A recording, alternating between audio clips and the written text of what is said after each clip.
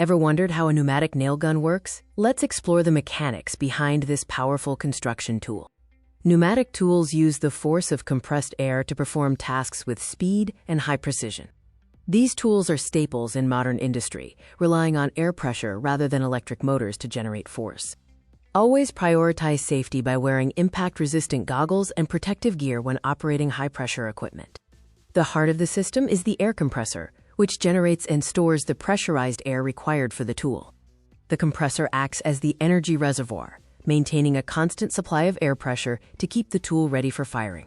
By connecting the air hose to the tool's inlet, we establish the path for pressurized air to enter the internal housing.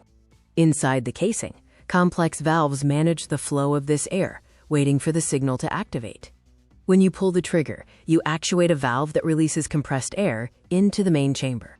This high-pressure burst is directed toward the piston and cylinder assembly, creating immediate movement. The piston is connected to the driver blade, which acts as the firing pin that forces the nail out of the magazine. It all happens in a fraction of a second when the internal components work in perfect synchronization.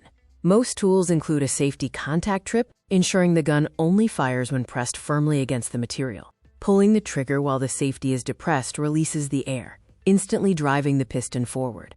The rapid downward force of the piston drives the nail cleanly and accurately into your workpiece. Once the nail is driven, the exhaust valve opens, releasing the used air and allowing the piston to reset automatically. Understanding these steps helps you appreciate the efficiency and power packed into a pneumatic nail gun. Remember, inspect your lines for leaks, wear your safety gear, and always handle these powerful tools with care.